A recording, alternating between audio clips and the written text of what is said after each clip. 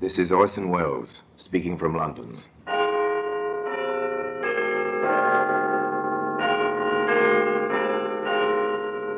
From the Black Museum, a repository of death.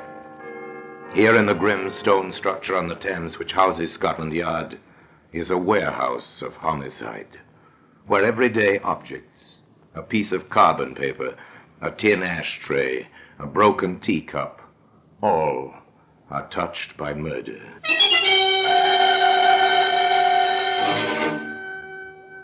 Now here's a woman's powder puff, faded pink. We'll open the glass case and take it out. There you are, sir. Perhaps Madame would like to take it. You draw back. The lace is pitiful and torn. Across the puff itself is an ugly stain. Once it was dark red, but its progress through the biological laboratory has left it bleached and pitted, where small areas have been teased out and examined under the microscope. This sample belongs to blood group 3. Are you sure? Wait. Group 1 is here as well. Blood groups 1 and 3. That means there were 2 victims. Yes, the faded pink powder puff was used to gag 2 victims before they were brutally murdered. That's why it can be seen today in the Black Museum.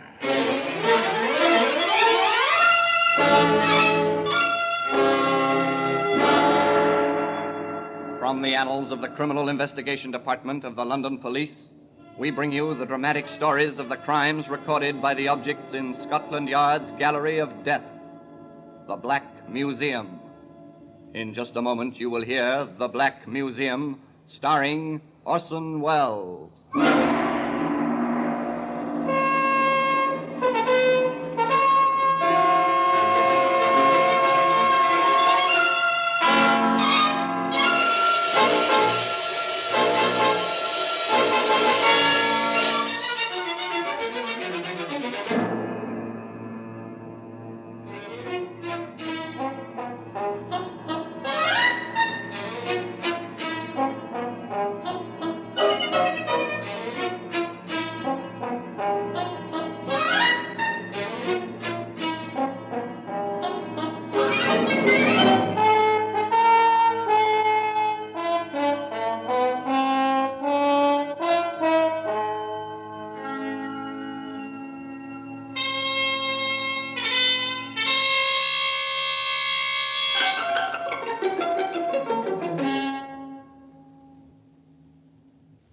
Now, The Black Museum, starring Orson Welles.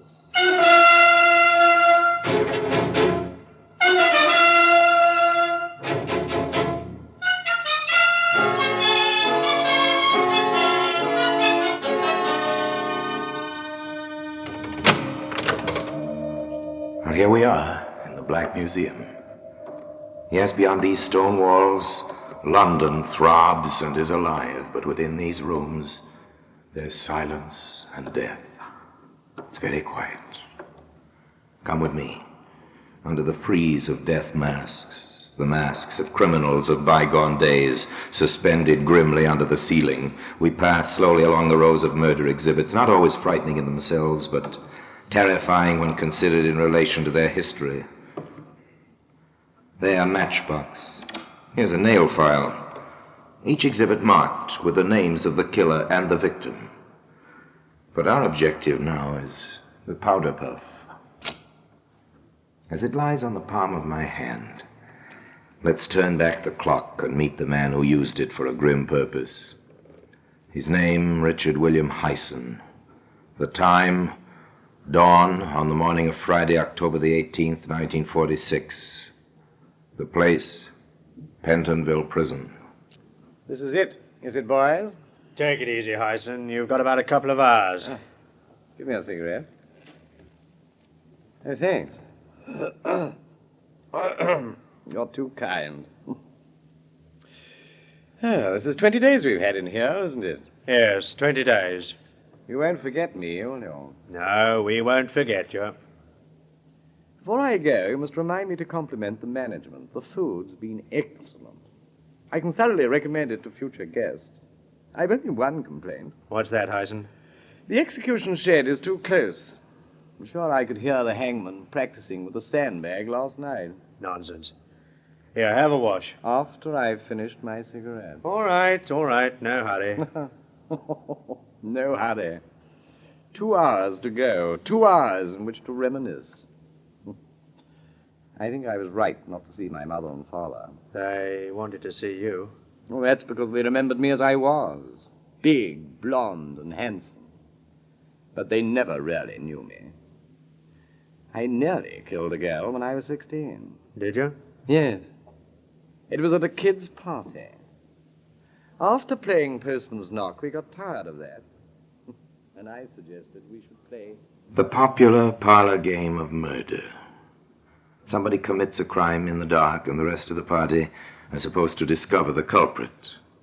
Young Richard Hyson entered into the spirit of the thing with zest. Jean, you come with me. All right, Dick. Let's go upstairs. What shall we do? Oh, never mind. I'll tell you. Let's go up while nobody's looking. Come on. Here's a box room. Let's go in. No, I'd rather not. Let's hide here. In you come. No, Dick. Don't be afraid. It's only a game. I'm putting this handkerchief in your mouth. Oh, let me go. Now I'm squeezing your throat. Shut up. Jean, where are you? Oh, there you are. Why, Dick. But, Jean, what's happened? Oh, he's killed her. It was fortunate for young Dick Hyson the girl was not dead, but she was hurt and badly frightened. The warders in the death cell listened to Hyson's prelude to murder in silence, but perhaps their eyes betrayed their emotions. You're shocked, aren't you? Oh, give me the towel, will you? Oh, thank you so much. You make a good batman. Have you been in the services? I was in the Navy. Oh, interesting. That was the only service I was never in. I began in the Air Force. Yeah, so I believe. Yeah, better start dressing now. I enlisted as a pilot, a fighter pilot. They gave me a commission, of course. Of course. Here's your tie. Yeah, thank you. I had only one complaint about the Air Force. Yeah? What was that? The pay. So I volunteered to take over the mess funds. Well, that helped. So did the uniform. You better put on a clean collar. Oh, I'm allowed a collar, am I? Oh. That uniform certainly pulled him in. Pulled who in? Well, who do you think? Remember the case of the Air Force girl found in the burnt-out car in Suffolk? So you were responsible for that, were you? How did it happen? Now you're interested. Listen, boys, come on, gather round. I'll tell you about it before it's too late. Richard Hyson could never bear to be anything but the center of attraction. He could never tolerate a disinterested audience. Even in his last hours, he had to hold his listeners. But how much of the truth he told will never be known. Nevertheless, a pretty girl of 21 had been found dead in a car close to the station where he'd been, looking after the mess funds 5 or 6 years previously, and he told his warders how he had stopped her on a lonely road while she was driving a staff car.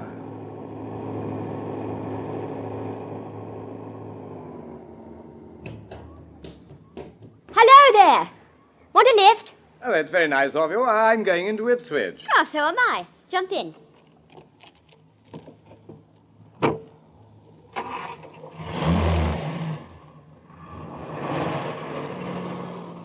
What's your name? Parker, sir. And your first name? Joyce, sir. I'm Richard Hyson. And you can call me Dick. And drop the sir. Yeah, I think I've met you before. Oh, I've seen you, too. At the command dance. Yes, it might have Well, it been. was. I've been thinking about you ever since, Joyce. Oh, I don't believe a word of it, Mr. Hyson. Dick. Look out. Watch that bend. Oh, I'm sorry. Oh, never mind, sweetheart. I've got nerves of steel. But I'd be happier if you let me take over. Yes, perhaps it would be a good idea. Thanks. Oh, don't bother to get out. I'll get out my side.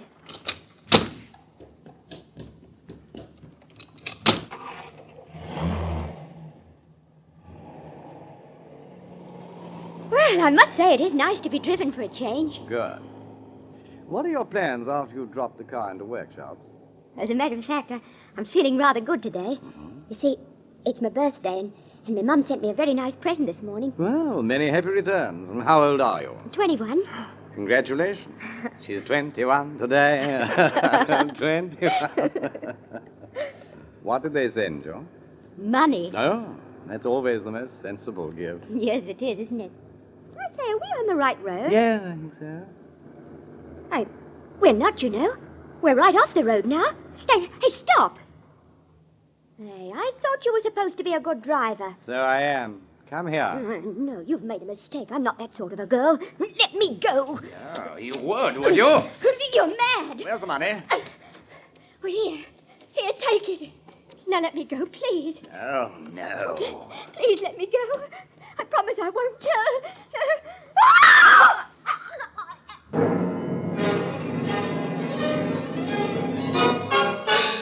Hyson had no intention of giving his unfortunate victim the opportunity to tell. He had exceptionally large, powerful hands, his fingers being an inch across the joints.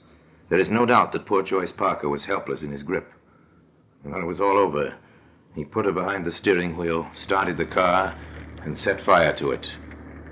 When the flames had a hold, he jumped off the running board from where he'd been steering, and the blazing car, together with its pathetic little passenger, plunged on until it crashed over the edge of a gravel pit.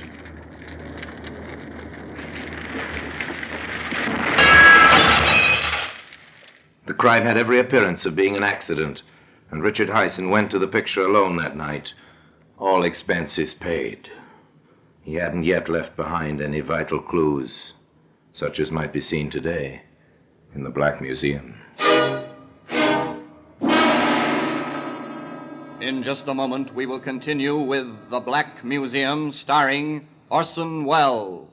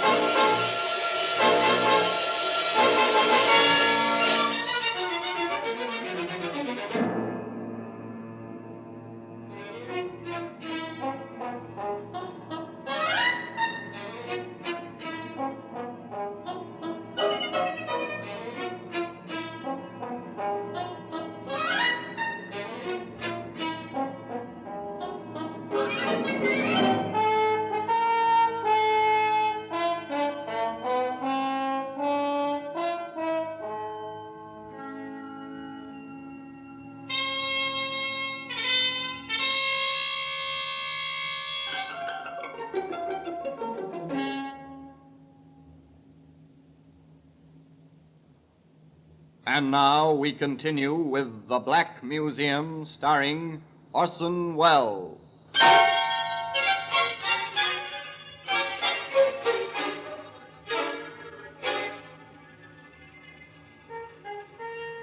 We returned to number 2 death cell in Pentonville Prison.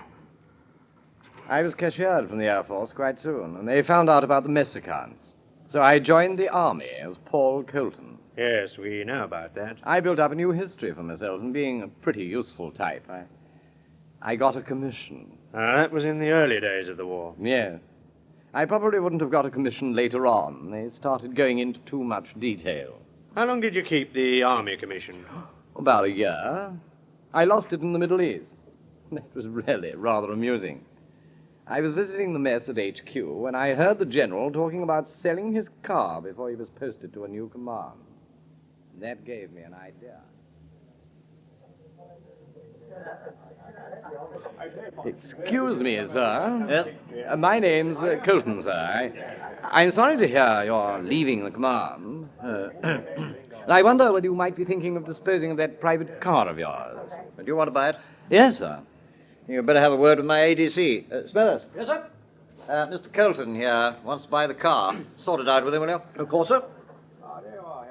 And Second Lieutenant Colton, alias Hyson, wrote out a check for £100, which was exactly £100 more than he had in the bank.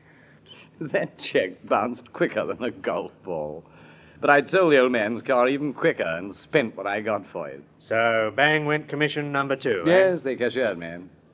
which I told them I thought was rather hard on a first offender. First offender? Well, in the army, yes. But instead of coming home, I dropped off the ship in South Africa. I joined the army there. And believe me, it wasn't long before I got myself posted to England. That meant London for me. And those certainly were the days.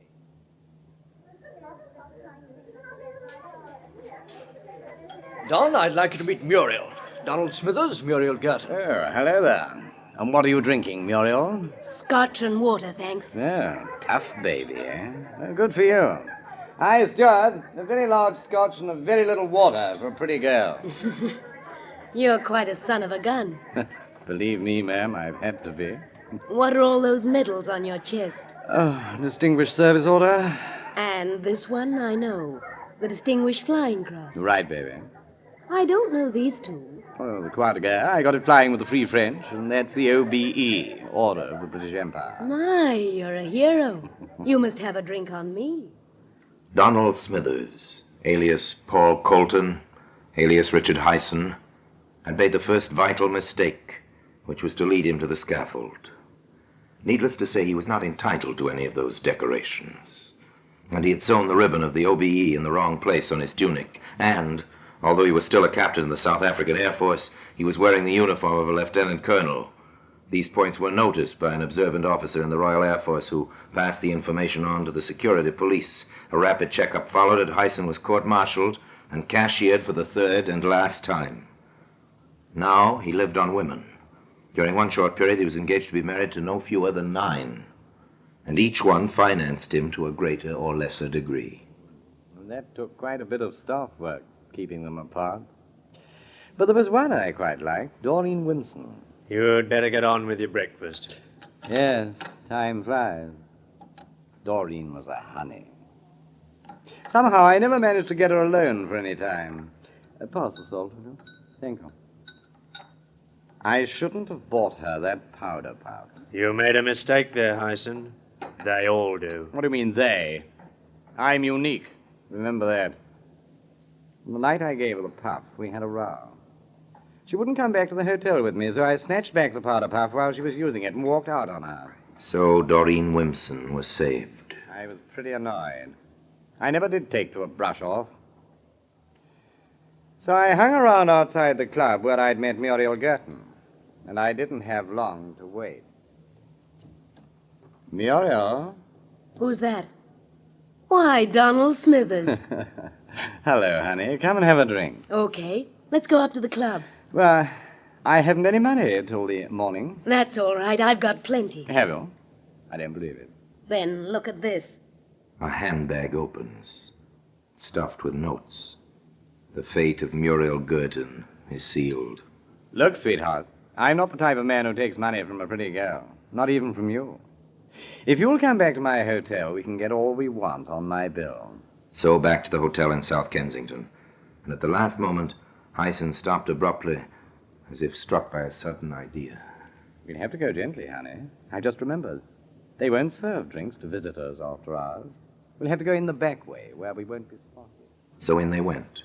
Not into the hotel where Hyson was staying, but into another one where he had stayed some time previously. Hyson knew the geography of the place perfectly. He took his unsuspecting victim through the deserted trade entrance and up the servants' staircase to the first floor, where he found an unoccupied bedroom.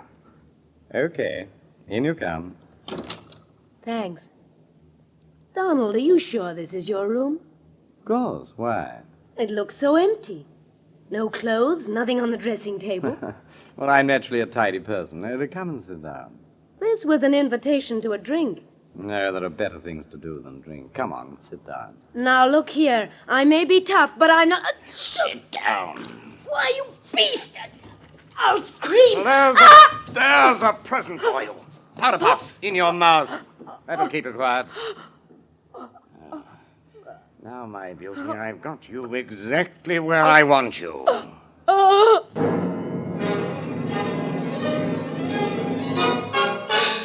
Again, those big, strong hands did their dreadful work. And when it was all over, Hyson removed the improvised gag from his victim's mouth, took her money, and returned unseen to his own hotel, where the chambermaid awoke him from a sound sleep at 8 o'clock the following morning. Morning, sir. Not a very cheerful one, I'm afraid. I'll pull back the curtains. Oh, it's pouring outside, and nasty and cold. Now drink your tea while it's hot. And here's your newspapers. Oh, the papers, yes. Oh, thanks. Thanks very much. Not at all.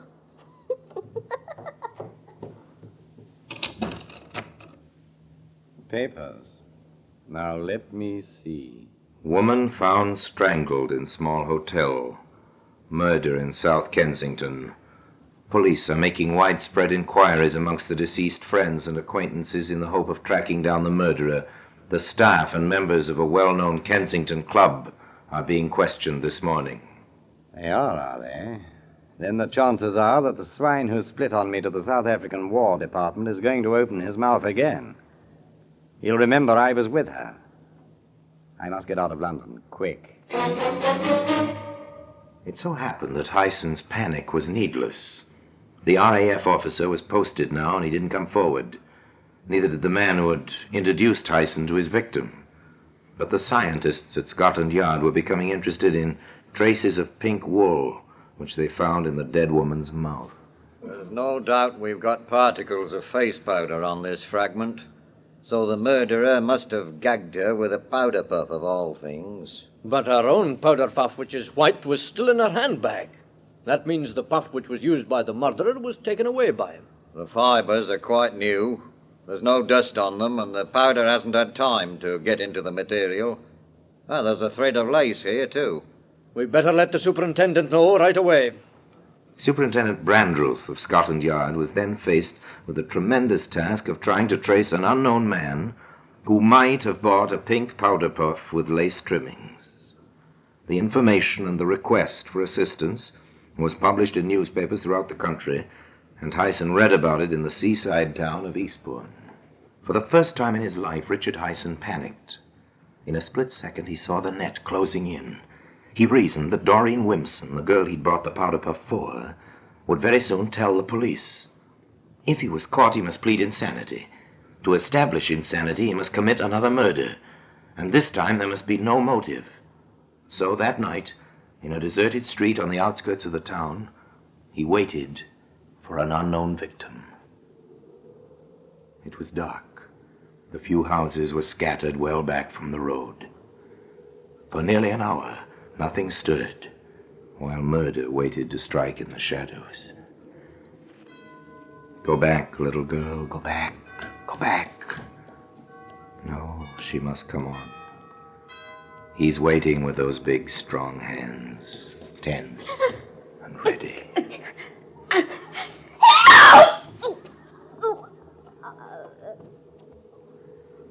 The powder puff becomes a gag for the second time.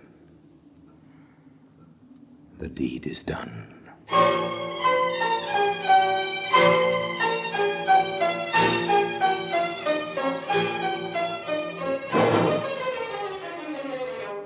I might have got away with a lot if Doreen Wimpson hadn't remembered the powder puff. She identified it, didn't she? Yes, I knew she'd get me. The chaplain's here, Hyson. Tell him to go to blazes. I'll be waiting for him. Got another cigarette? No, thanks. I was picked up by the police the next day. Even then, I nearly convinced them that they'd got the wrong man. They held me from 3 in the afternoon until 2 the next morning before I told them I was Richard Hyson and proud of it. But still, they couldn't really prove I'd killed the 2 women until they had my coat pocket examined in the laboratory. Then they found traces of face powder and little shreds from the puff in it. Tough, that. Tough, wasn't it, Padre, eh? Why, what are you looking so mournful about? I'm the one to worry.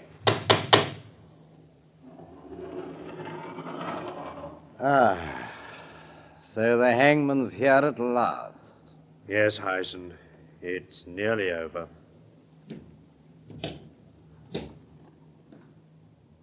Well, If nobody's going to say anything, I will. Come on, boys, get the straps on and let's get going. And so Richard Hyson is led to his appointed place on the trapdoors of the scaffold. A white bag is slipped over his head. The rope lodges under his chin.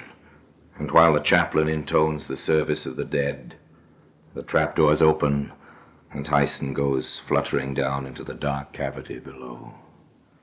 Justice has been achieved. And all because of the faded pink powder puff which can be seen now in the Black Museum. Orson Welles will be back with you in just a moment.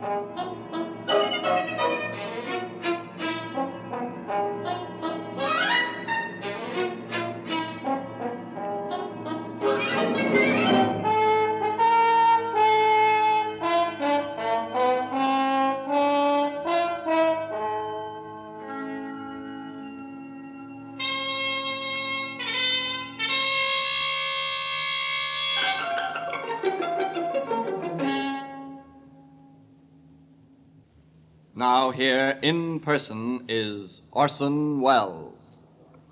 Hyson loved the limelight, and he was nothing if not bold. He did serve in the Army and the Air Force, but his decorations and his tales of gallantry and action were all lies. He lived on lies, forever hoping that they would never catch up with him. But one by one, they did. And with them came the evidence. From the bad check he gave to the general in the Middle East, to the pink powder puff he gave to the one girl he admired in London. He hoped, of course, that the world would believe him to be insane.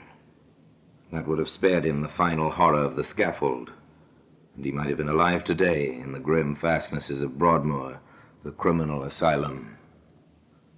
Was he mad? Well, you've heard the story.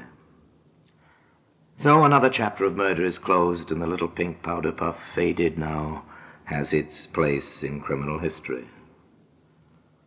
And now, until we meet next time in the same place, I tell you another story about the Black Museum. I remain, as always, obediently yours.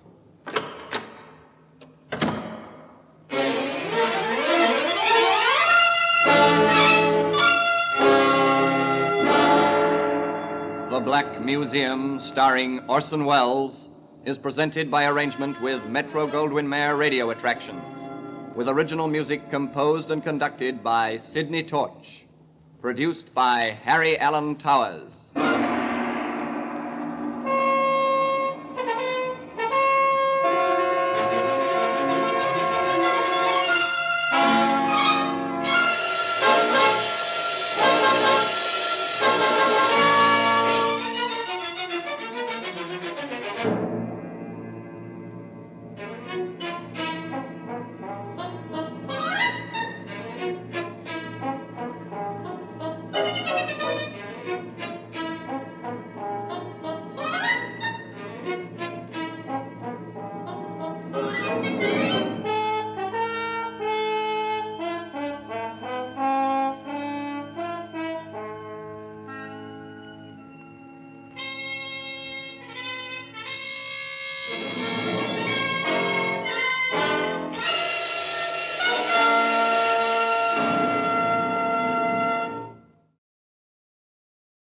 Next time in the same place, I tell you another story about the Black Museum. I remain, as always, obediently yours.